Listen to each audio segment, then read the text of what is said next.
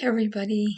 Hey there. So it's been a long time since I've done a video, and I thought I would come out to YouTube and reawaken my channel and people that I haven't seen in years and discuss the original content that I started the channel for, which was media misperception and folklore and disinformation in the media, in all forms of media, not just film, not just news. When you think of media, I want you to think of books. I want you to think of psychology.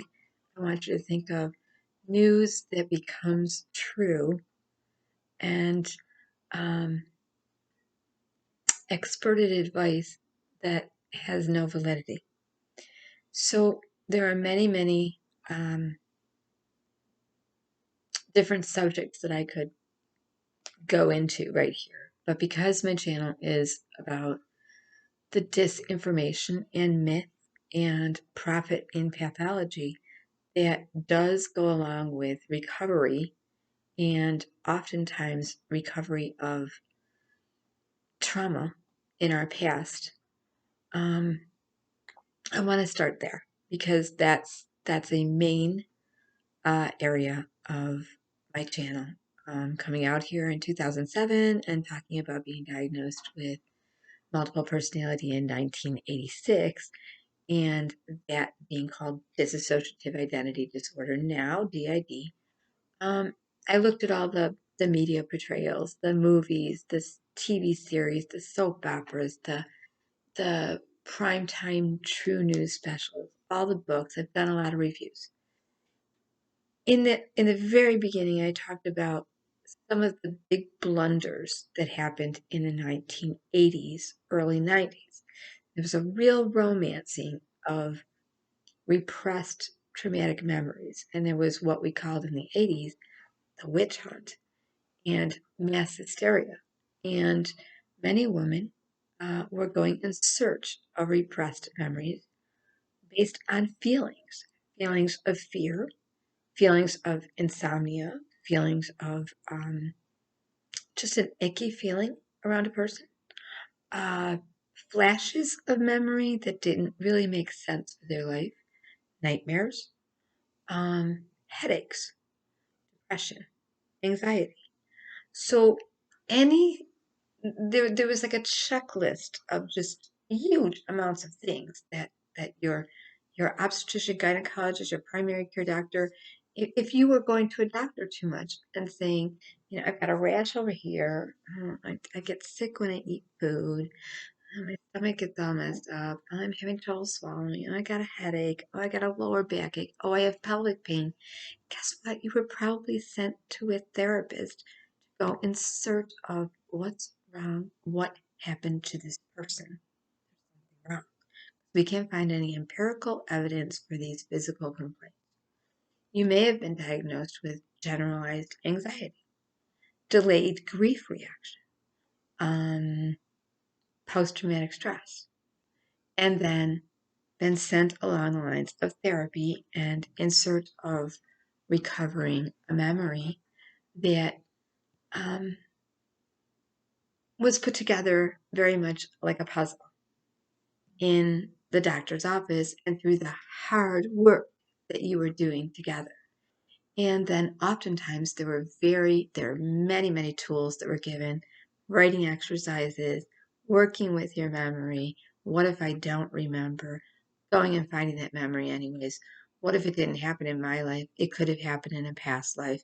What if, goes on and on. What if I find out there's no validity for my memory? What if I'm substituting another person for the person I think did something, or the thing that happened? I'm substituting the memory. What if my memory is wrong? What if I'm stuck in making excuses for my behavior right now? Everybody that went into therapy asked their therapist these questions, and they were all told at the time, read this, Courage to Heal by Ellen Plath and Laura Davis. who were the gurus of recovering sexual trauma and incest. Okay, so basically, there was a checklist, and there were recovery books, and workbooks, and seminars, and retreats, and groups. This just went on forever, and then there were disciples of these ladies who started off with a very good intention, of course, which was let's help empower women. It was mainly women here to not only speak their truth authentically, but to finally speak out about abuses that happened to them. And very often it was done in uh, a story platform where people were sharing stories of abuse. So at the same time that I entered therapy, I was also a peer co-facilitator of a women's group of trauma. Most of the women were in their 20s, late 20s, and um, mid to late 40s, 30s, 40s. And they were going back and saying, I'm angry at my parents now for having done that, or my brother, or my cousin, or my uncle, or my grandfather, or the whole damn family, or just everybody, okay? So it wasn't just an incest group. It wasn't just a sexual survivor group, or a neglect, or trauma that you witnessed, or domestic violence, or alcohol, or it wasn't an alcoholic parent, or any of that. It wasn't one thing. It was a mixed group of everyone together saying, "Me too.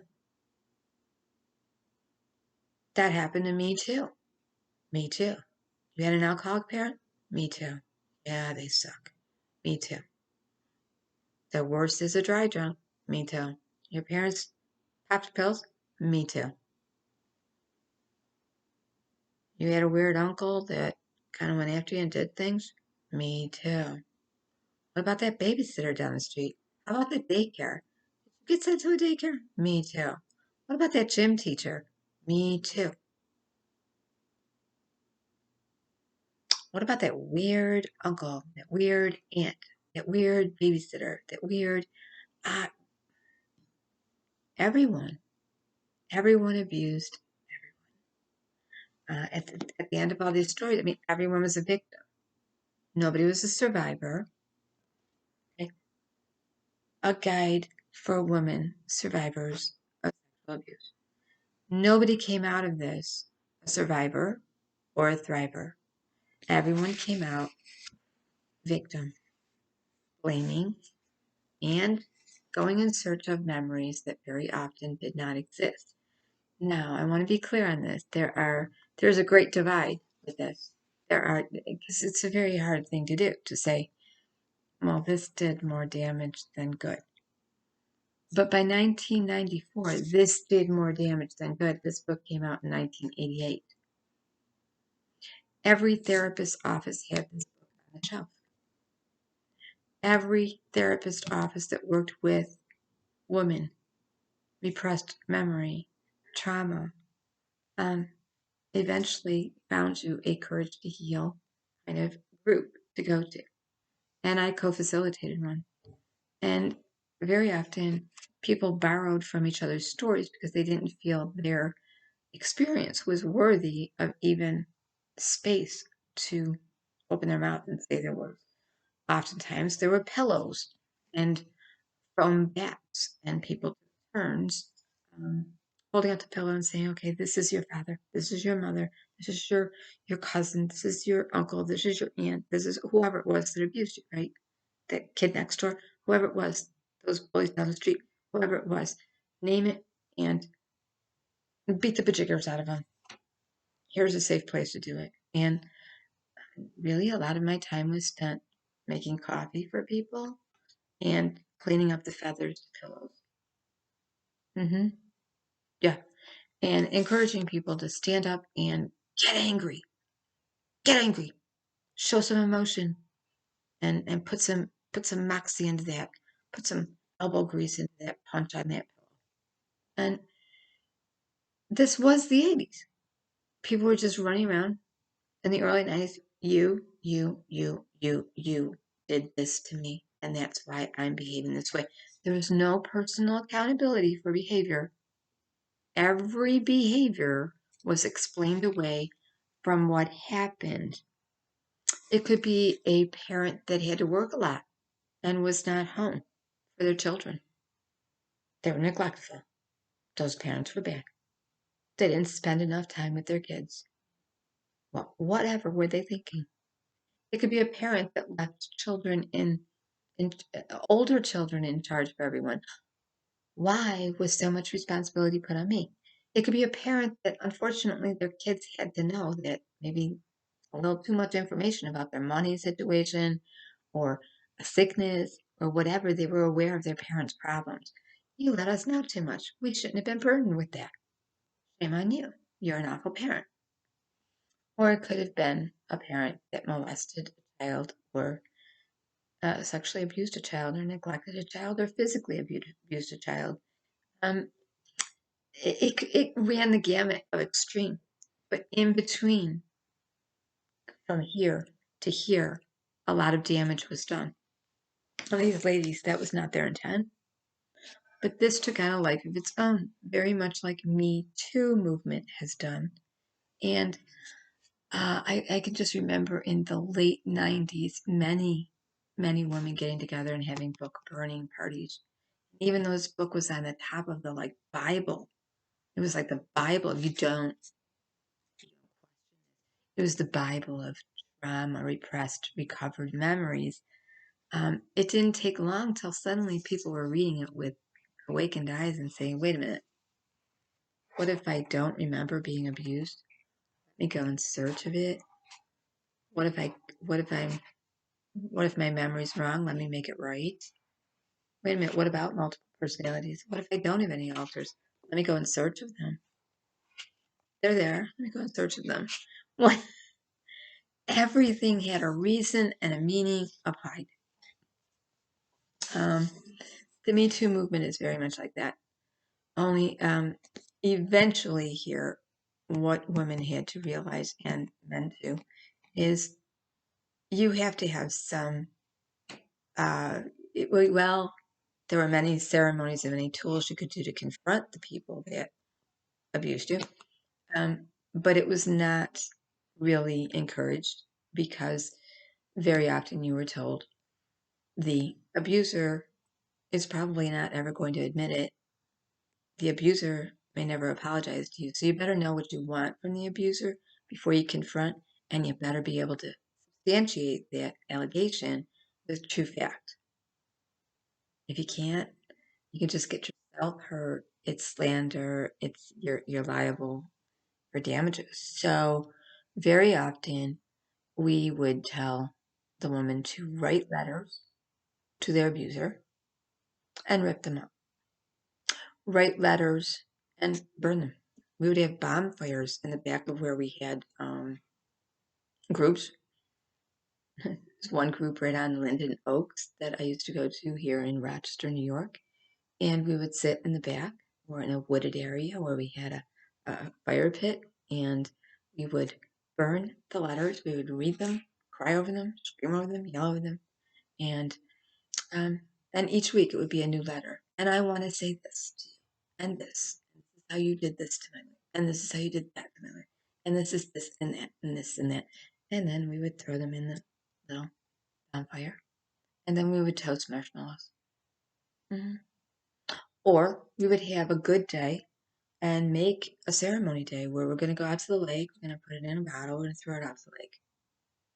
Or we're going to go somewhere and we're going to dig a hole and we're going to bury that. Or we're going to shred that letter.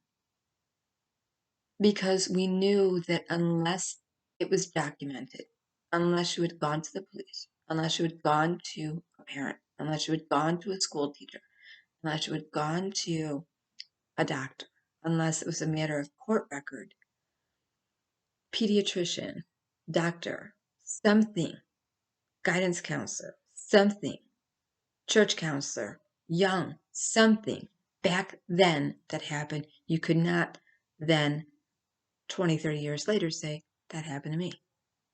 But in these groups, you were allowed to say that. So that is what's going on right now in Me Too. And I want to talk about the fallout damage of 30 years post and the good that was intended with this, and how it went sideways because of profit in pathology. That's all I really want to talk about, and we'll get to it this year. We'll talk about some of Sue Bloom's books. We'll take it from um, all the way from how that morphed into um, false memory association group, how there were false allegations against many people, how many therapists and experts of memory backed away from working with anyone with repressed memory or any trauma because of the lawsuits. And we will bring it up to date to Me Too and how that's happening right now. How that is happening right now. In the very beginning of my channel, I said back in 2007, there is a timeline that is very important with the media, where the media romances a thing, and there are awareness campaigns and everybody lobbying for justice for this or justice for that or recovery, right? And it's celebrated, and that 15 minutes of fame is coming to an end, just like it did here. Then there is a backlash. This was developed from a previous backlash. Me Too came from another backlash, and time's up. And there is a timeline that is secular, that continues. There's nothing new ever about Me Too. In fact, Me Too, I find personally, and I know a lot of men and women find it to be very unempathetic and almost pat and trying to normalize abuse by saying to a person, that happened to you? Me too. Yeah, me too. And then, oh, but let me tell you about mine, and mine was worse. Or that happens to everybody, Me Too. So Me Too, although meant to be an empowering thing, there's kind of a double-edged sword there where it has disempowered people. So when storytelling for empowerment, it's really important to have a few guidelines like your story matters too, and not go down that path of, well, it happened to everybody. If you can't remember your childhood, something bad happened. Well, if you have blanks in your childhood where it's fuzzy, something bad happened. Let's fill in the blanks. Let's put that puzzle together. Well, if you're having fear and it's very undefined, and yet you seem to be having it when this happens and you're having flashbacks or whatever, those are probably triggers. Let's start pressing those triggers and all those buttons. Okay. Well, it's really more courageous to heal. So we got to face our fear. What are you afraid of again? Maybe it's just free floating fear. That's probably sexual abuse. Just everything pointed to sexual abuse. So say you were a person that had documented turbulence and craziness in your house, and everyone knew it, including the police, your school, court records, family court, and doctors and hospital records. You could substantiate it. But if you didn't have that, you really couldn't. And that is what's going on right now. Same thing. I wanted to just do a quick review this year on the good this did, and unfortunately the damage. So my own personal copy and workbook I got rid of in 1998. And I won't say how I rid of it. Many people burned their books. I just looked at the book one day and this is creating pathology. Profit, pathology. And so it's pop psychology, it's a little bit of feminism, a little bit of pop psychology, a little bit of this, a little bit of that, a little bit of magic, and a little bit of fairy tale, folklore, and myth. And so what did it do to actually empower us? it created more victims because it did not teach us to take personal accountability for our own actions without blaming it on someone else. So everything that went wrong in our life had to do with in the now. Everything we were choosing to do, our behavior now, had nothing to do with us. It had to do with back there. Oh, I just realized I'm having a reaction to there. So I wanted to come out and start talking about some books out there and the disciples of these gals, who are very, very wonderful women. But the disciples who now have become the gurus and the new tools they're using on internet and social media to make a lot of money, and also to have a platform and just be a business. And I think it's time. Now it's time to say something because it's beginning to sound like a bad rerun for some of us. So this book is back. I got rid of my books, and I actually had to go to the library and buy one because a lot of people decided to just donate their book. $1. There was a time this was the most expensive book out there, and to own one meant you were really invested in your recovery. And if you had the workbooks too, you were very. And if you went to the seminars and the retreats and the workshops, you were very invested in your recovery. You were doing that hard work. You were digging in. You were facing your fears, but you weren't. You weren't. You were just telling stories, and nobody ever healed. So I want to go ahead and talk about that, and I thought I would do a little quick video to introduce it and show clear examples from then to now and how we are repeating a very bad trend with the MeToo movement. Take care, everyone. Thanks for watching. I'll see you out there.